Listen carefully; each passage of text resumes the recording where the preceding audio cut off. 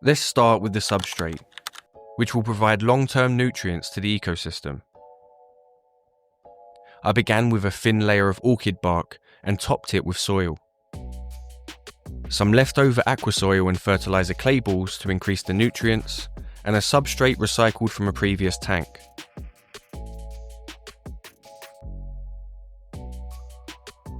I then capped it with a thick layer of sand.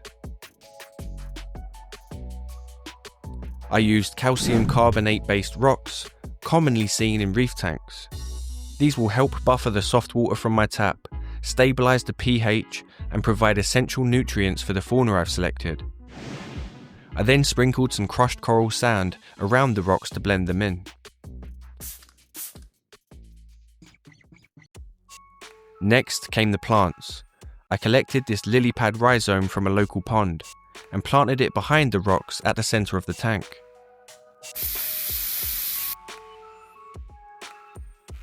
This willow moss came from a local stream.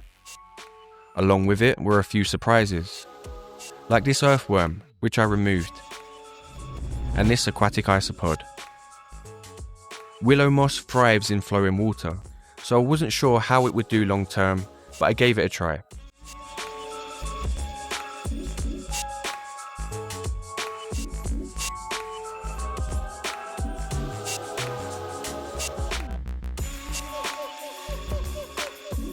I filled in the remaining gaps with small clumps of Java moss, which over time should spread and soften the hardscape, making it look more natural.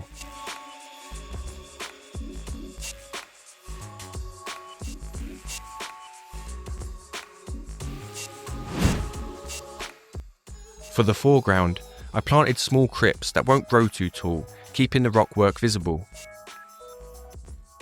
I planted this hydra thinking it would spread nicely across the substrate. Turns out, it had other plans. Nope.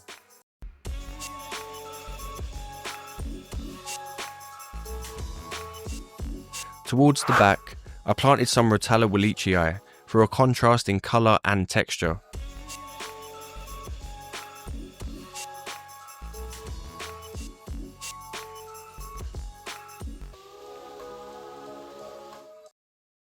After filling the tank, I added a small group of cherry shrimp that had just arrived that afternoon.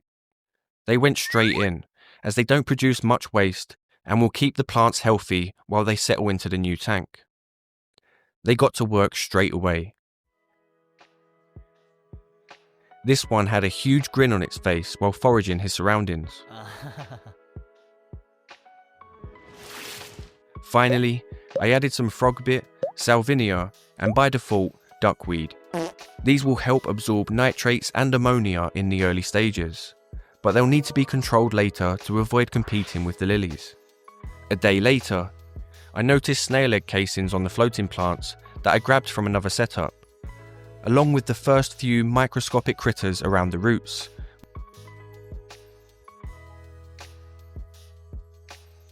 By the end of the first week, I made the classic mistake of leaving the light on for too long. Algae was creeping all along the substrate.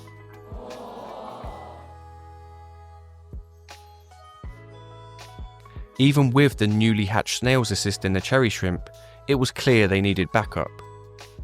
I added ram's horn snails and a great pond snail, which was the one responsible for those egg casings, and they immediately went into action.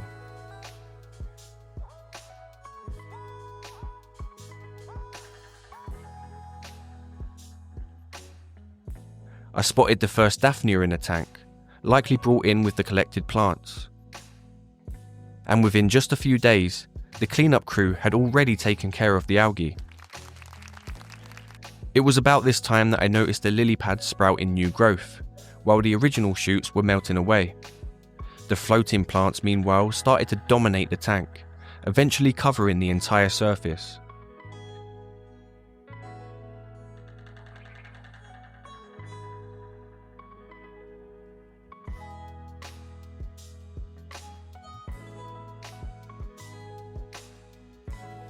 For the lily to thrive, I'd need to thin them out regularly.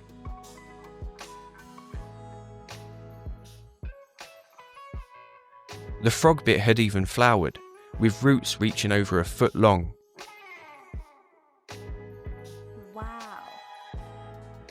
I removed a lot of the smaller frog bit, some salvinia and duckweed. The remaining floating plants were pushed to the front to make space for the lilies.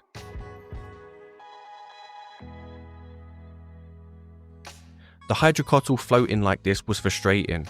I tucked some into the substrate, hoping it would stay down and grow as intended.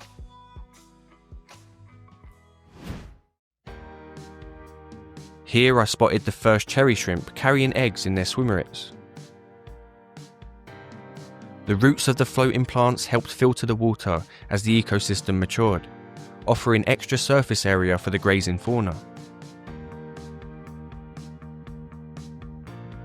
As the lilies reached the surface, some developed a red tint from protective pigments that shield them from intense light. As they adjust, most will turn green.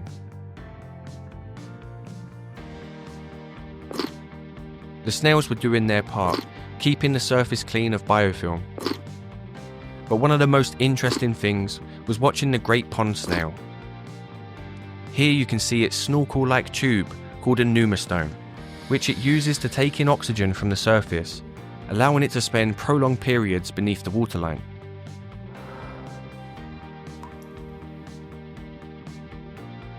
They are great algae eaters, and one of the few snails that consume duckweed. However, they may nibble on other plants if food is scarce, so I'd have to keep an eye on them. As the snails grew in size and numbers, I added a slice of courgette for them to feast on. That's when I noticed just how many daphnia and snails were in the tank.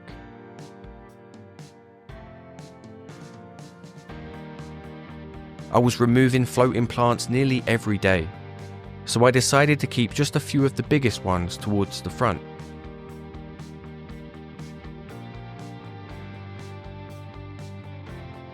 I tested the water regularly, and if the parameters were good, I topped off with RO water instead of doing a full water change. With this many snails in the tank, things could easily get out of hand, so it was the perfect time to introduce the first predator. I added 2 assassin snails to help keep the populations in check without wiping them out completely. Upon release, the assassin snails buried themselves beneath the sand, leaving only their proboscis, a trunk-like mouth part, extended into the water column, ready to snatch up any unsuspecting prey. They were always on the hunt, both at day and at night, searching for their next meal.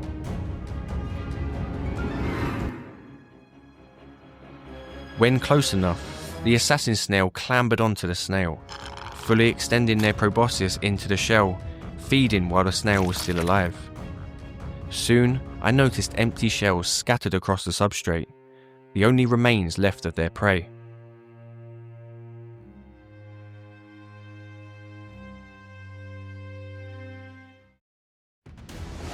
The next addition was this giant fan shrimp.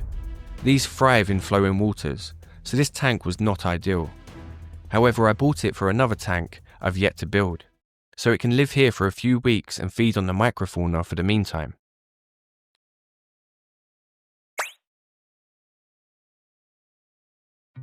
Every inch of this tank was now teeming with life.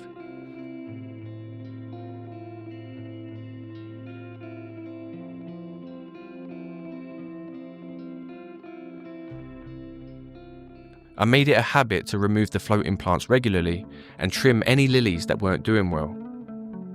Since most of the fauna were detritivores, I added some botanicals to the tank. I scattered a mix of leaves, acorns and pine cones, giving them more to forage on. Here you can see some caves created by the giant fan shrimp, which at this point was staying hidden during the day. The hydrocotyle had been struggling since day one and was now being overrun by algae. The lilies, on the other hand, were thriving and exceeded my expectations. However, they kept sending out new rhizomes all over the tank that would require my constant attention. As I approached the tank to trim these new shoots, I noticed something on the moss.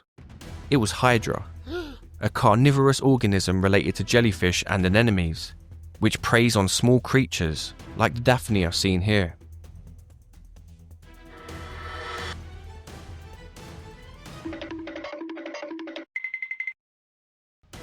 While adult shrimp should be fine, hydra can consume tiny shrimplets.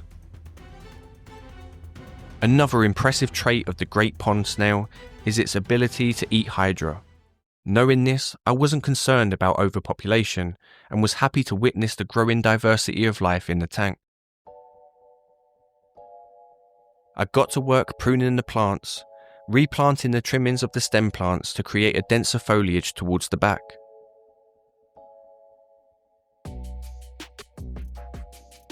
This maintenance stirred up the tank, drawing out all the hidden microfauna.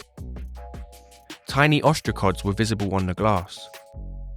Thousands of daphnia swam freely in the open water, and various life forms covered the surfaces. Even the tiniest creatures like these copepods could be seen. With all this potential prey now thriving, it was the perfect time to add the first fish. I added a group of celestial pearl danios, and they wasted no time feasting on the plentiful live food. Their movements created a gentle current in the water, which provided some flow in this nofilter ecosystem. When they weren't hunting daphnia, ostracods and other tiny creatures, they were busy chasing each other around.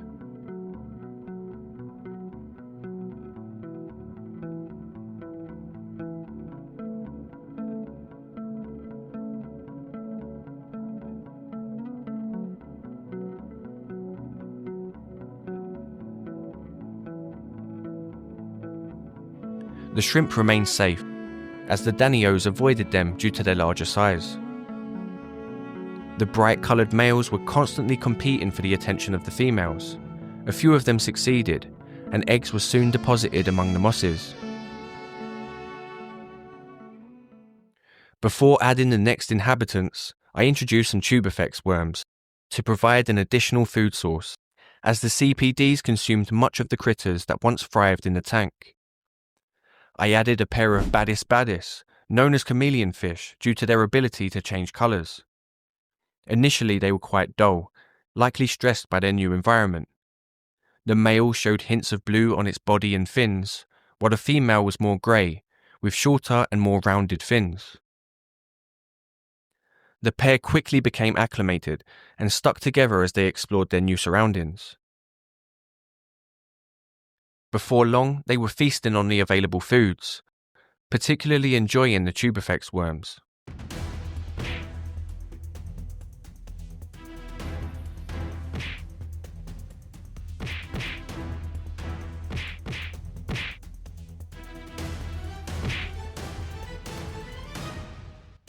While they may target small shrimplets, the larger adult shrimp should be safe.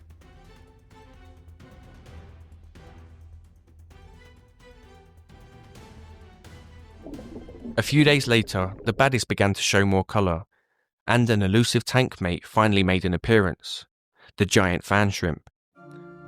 However, it had lost its usual blue colouring. This typically happens when the shrimp is preparing to molt, shedding its outer exoskeleton in order to grow. It was likely foraging for food now that the fish had consumed most of the available prey. Soon the shrimp will be moved to a new tank with more water flow and less competition. The danios never stopped chasing each other and breeding, but with the addition of the chameleon fish, the chances of any fry surviving became very low. The Badis are natural predators, and the small, vulnerable fry won't stand a chance. Later that week, I spotted the fan shrimp perched beneath the floating plants. This made it much easier for me to target feed it some fry food and showcase its fans in action.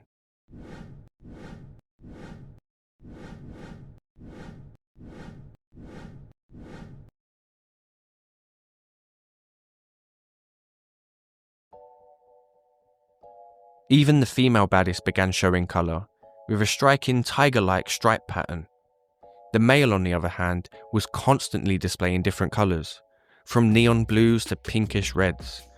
Watching them interact with their surroundings was never dull. I managed to get them on frozen foods, which can be tricky with many Badis species, since they typically prefer live foods. I wanted a centerpiece fish that would stay up higher in the water column, so I added this crown-tail betta fish. I was confident, but not entirely certain that it wouldn't clash with the Badis pair, so I had a backup plan ready. There was a couple of tense standoff moments that made me hold my breath, but the only sign of aggression I ever witnessed was when the betta flared its gills at the female Badis.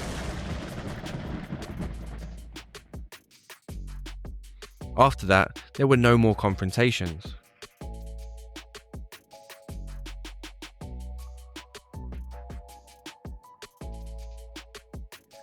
The remaining floating plants had a major aphid breakout. At first, I flicked them into the water for the fish to feed on, but when the infestation grew too large, I removed the floating plants entirely. I gave the Badis a cave by adding this coconut shell, and I planted some hair grass around the foreground to replace the hydra. The male Badis darkened in colour when defensive, protecting his new shelter. And that's when things took a turn for the worse.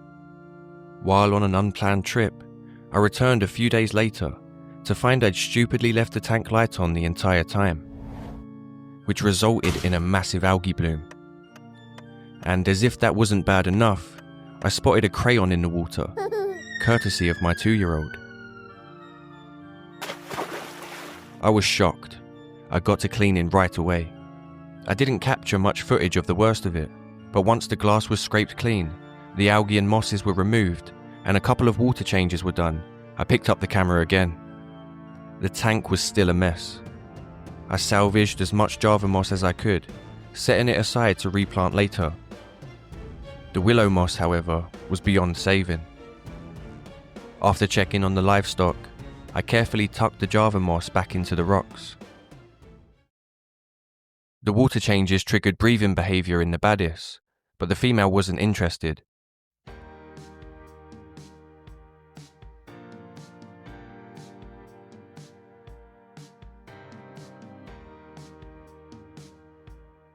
She likely wasn't carrying eggs yet, so I fed them some bloodworms to help condition them for breeding. Later on, I noticed the female had put on some size, and the male was cleaning out his cave.